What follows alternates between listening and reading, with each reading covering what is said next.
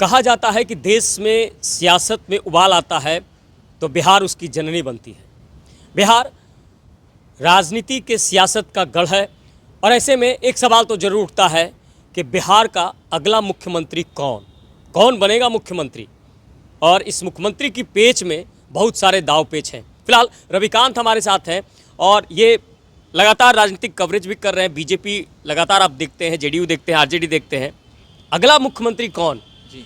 क्योंकि सियासत में उबाल, 24 का लोकसभा चुनाव और अगले 25 ठंड में जितना ठंड है उतने राजनीति गर्म है।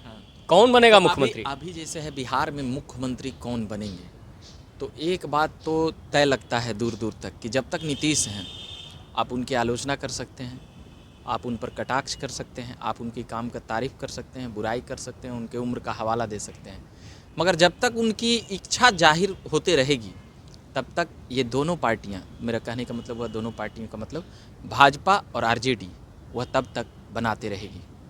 और या जब तक उनको इससे बड़ा पद नहीं मिल जाता है या इसके समकक्ष कुछ ऐसा नहीं मिल जाता है, क्योंकि जब तक नीतीश कुमार जीवित हैं, वह घूम फिर सकते हैं, तब तक वो ये पद और गद्दी तो नहीं है छोड़ेंगे।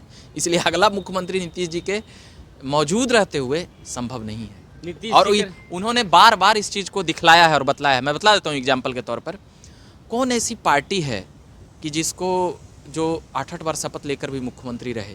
भारत में बहुत कम मिलेगा। और अभी भी आगे आने वाले समय तक भी दोनों तरफ के पार्टी उन्हीं को नेता मान रही है। अब हाँ, एक ही शर्त पर अगला मुख्यमंत्री बन सकता है, भाजपा और आरजेडी एक हो जाए। ये संभव नहीं है क्योंकि देखिए, आप अगर बिहार में स्ट्रेटजी और आइडियोलॉजी की बात करते हैं तो आरजेडी का अपना एक जनाधार है। और ये आपने सही कहा कि जब तक नीतीश कुमार है और नीतीश कुमार जब तक चाहेंगे तब तक मतलब सक्रिय राजनीति में रहेंगे तब तक वो मुख्यमंत्री रहेंगे। उनका 25 सालों से पिछला बैकग्राउंड क्या है वह चेक करिएगा आप, तो कभी भी सत्ता से वह दूर नहीं जा पा रहे हैं। 98 से ही हम ले रहे हैं, 85 में प्रादुर्भाव हुआ। कौन ऐसा विधायक है जो 85 में जीता होगा और 15 साल में सब कुछ पा लिया? सन 2000 में नीतीश कुमार मुख्यमंत्री बन चुके थे और 2000 में ही नीतीश कुमार मुख्यमंत्री बन जाते बिहार का, मगर उस वक्त राष्ट्रपति शासन लगा क्योंकि बहुमत नहीं था। और नीतीश कुमार को उसी वक्त यह ज्ञात हो गया कि आने वाले समय में हमको बहुत बड़ा कोई जनाधार और ये तमाम चीज़ें तो करना ही है, मगर एक जो चीज़ करना है, आधा सीटें हमको किसी भी प्रकार से लाना है। संवैधानिक रूप से यही कहा जा रहा है कि आप 243 से 122 लाइए। तो जुगाड़, यहाँ पे जुगाड़ शब्द अभी कितना सही होगा नहीं होगा वो एक अलग विषय है, मगर जुगाड़ 122 का अगर आप जुगाड़ कर ले रहे हैं तो फिर आपके पक्ष में जनता है नहीं है कोई मायने नहीं रखता। आप मुद्दा क्या है, स्वास्थ्य, शिक्षा, इन तमाम बातों पर चीज़ें फेल हो जाती है। और जो कॉम्बिनेशन है, बिहार में तीन त्रिकोणीय मुकाबला था, मगर इस बार से देखा जा रहा है कि नीतीश कुमार थोड़ा सा स्लिप किए हैं, तीसरे नंबर पे चले गए हैं। 2010 में वो पहले नंबर पे थे, 2015 में वो दूसरे नंबर पर थे और 2020 में वो तीसरे नंबर पर थे। तीसरे नंबर पर आने के बाद भी कोई शख्स 43 सीट लाया है और जो सामने दोनों पार्टियां हैं वो 80-80 लाया है, मगर फिर भी मुख्यमंत्री नीतीश कुमार। तो आप इस चीज़ को समझ सकते हैं, या तो नीतीश कुमार अपना समकक्ष तमाम नेताओं से ऊपर जा चुके हैं और अब उनको छूने वाले लोग कह सकते हैं कि अब भाजपा वाले लोग आज कैसे आलोचना करते रहते हैं, तो करते तो रहते हैं, मगर जब विधानमंडल के गेट पर क्या हुआ था, उनके प्रदेश अध्यक्ष, उनके जो और भी मुख्यमंत्री के चेहरा हुआ करते थे 15-20 में, उस सब उनके साथ फोटो में आने के लिए कैसे धड़पड़ कर रहे थे। नीतीश कुमार तो ऐसा नहीं करते हुए नजर आए। अब अभी उनका यादाश्त को लेकर कई चीज़ें चलते रहती है, उनको ये दिया जा रहा है, ये किया जा रहा है, मगर इन तमाम चीज़ों के बीच भी वो जदयू के राष्ट्रीय अध्यक्ष बने हैं।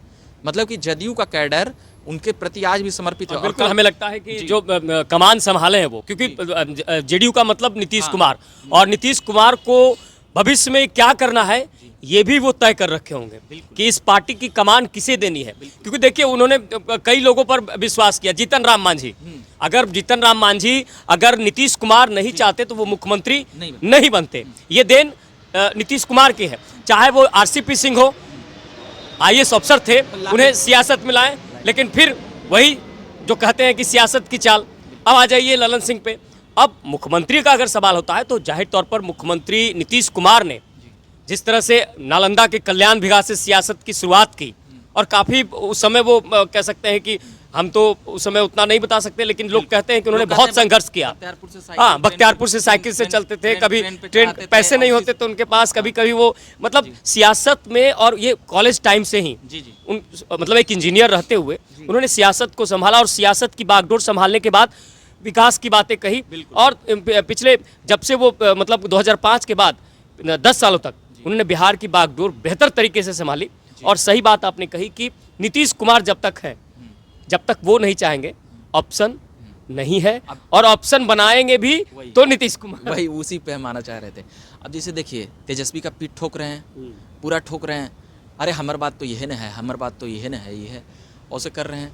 और वो तेजस्वी इन तमाम चीज़ों को समझ चुके होंगे, अगर वो राजनीति में होंगे तो, या लालू जी सब पूरा समझा दिए होंगे, क्योंकि तेजस्वी तो बच्चा है नहीं भाई, 30-35 साल के बीच के उस उम्र को छू रहे हैं, और पिछले 8 सालों से विधायक हैं, तो तमाम चीज़ें समझ चुके होंगे। तो अब नीतीश जी जो ऐसे बोलते हैं, अब उनका सबसे प्रति भाजपा में सबसे फेवरेट नेता कौन हुआ करते थे? सुशील मोदी। तो भाजपा अगर देखिए, अरुण जेटली, सुशील मोदी, ये सब काफी गुड फेथ के नेता थे। सुशील मोदी तो उनके जूनियर, उनके मतलब कहते हैं कि भाई हम सीखते रहे हैं। अरुण जेटली, सुषमा स्वराज, नरेंद्र मोदी और नितिन नवीन, ये सब तो समकक्ष वाले लोग हो गए। तो वो हो गए उनके, मतलब क्या कह सकते हैं, समकक्ष वाले लोग।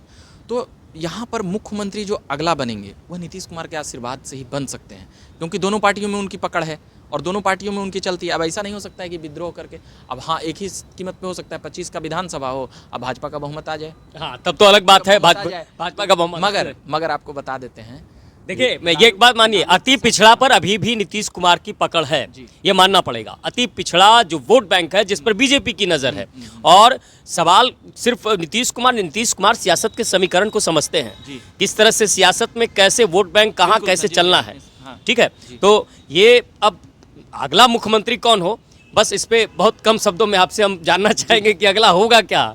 अगला देखिए संजीव जी, आप तो काफ़ी हमसे भाई सीनियर पत्रकार हैं, वो तो मेरा सौभाग्य है कि आप सवाल पूछते हैं, कहते हैं कि अच्छा से मतलब एक्सप्लेन करते हैं। तो ये उसमें देखिए क्या है, सुशील मोदी, तेजस्वी यादव, ये दो नाम तो नीतीश कुमार के नज़र में है। लालू से दोस्ती, लालू से कितनों दूर रहें, कितनों कुछ भी रहें, लालू जी ये दोनों में पूरा अथी है, कोई सब समझता है। मगर सुशील मोदी और भाजपा, ये दोनों जो बिहार भाजपा थी, वह एक दौर में नीतीश कुमार ही तय किया करते थे बिहार भाजपा में कौन नेता बनेंगे, कौन क्या। कई सीटों पर जब वो वीटो पावर अगर नीतीश कुमार लगा दें तो सुशील मोदी की इतनी हिम्मत नहीं थी कि कोई मना कर दें, या वो तो समर्पित ही थे, इसी काफी करीबी रहे। इसी कारण से उनको ये खामियाजा भुगतना पड़ा। और नीतीश जी आज भी कहते हैं मीडिया में, अरे भाई वो तो बोलते रहता है बेचारा, कुछ बना दे उसको तो हमको भी खुशी होगा। इशारा जरूर करते हैं, इशारा कर देते हैं, ऐसे ऐसे बोल के आओ उनको भट्टी बैठे हैं सुशील मोदी के। सुशील मोदी तो किनारे कर दिए गए ना, किनारे 3 सालों से उप मुख्यमंत्री उनको नहीं बनाने, नीतीश की नहीं चली पहली बार।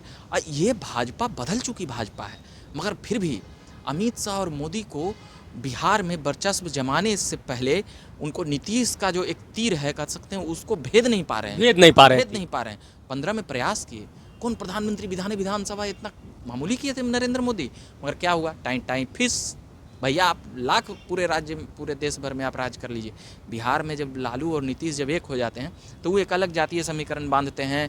नीतीश जी इधर विकास वाला अपना बात करेंगे, हमने रोड बना दिया, ये कर दिया, वो कर दिया, और उसमें फिर चूक जाते हैं, ये अलग बात है। शिक्षा और स्वास्थ्य में कई चीज़ें होना चाहिए था मगर नहीं हो पाया, वो एक अलग बात है। मगर नीतीश कुमार आगे आने वाले समय में कह सकते हैं कि कितना भी कुछ हो जाए, नीतीश कुमार को नाथने के लिए या तो पूर्ण बहुमत में भाजपा को आना होगा, जो संभव नहीं है। वो सब जब एक साथ रहेंगे तो भाजपा पूर्ण बहुमत में नहीं आए। और नीतीश कुमार के बिना मर्जी के बगैर हमको अभी कुछ जो आगामी जो साल वर्ष हैं उसमें बहुत मुश्किल है जान पाना कि कौन बनेगा मुख्यमंत्री। तो नीतीश कुमार की सहमति तो भाई चाहिए। चलिए, बिल्कुल। देखिए, नीतीश कुमार अभी भी सियासत के समीकरण को समझते हैं, और आने वाले समय में हालांकि युवाओं की बागडोर होगी, और युवा चेहरों में अगर बात की जाए तो तेजस्वी यादव अब बहुमत के साथ, एक बड़ा बहुमत, चिराग पासवान जो लगातार बीजेपी के साथ हैं, क्या होगा। लेकिन चाणक्य की अगर बात करें तो चाणक्य अभी नीतीश कुमार है, और नीतीश कुमार अभी भी राजनीति के खेल में खिलाड़ी कहाँ बैठेगा, कैसे सेट होगा, ये समझते हैं। और अब जेडीयू की राष्ट्रीय अध्यक्ष की कमान संभालने के बाद कई सारे नई समीकरण सामने देखने को मिलेंगे, और सियासत में नए साल में एक नया बदलाव भी होगा। फिलहाल इस तरह की तमाम खबरों को देखने के लिए आप देखते रहिए हमारा एनालिसिस, और हमें और हमारे रविकांत को दीजिए इजाज़त। नमस्कार।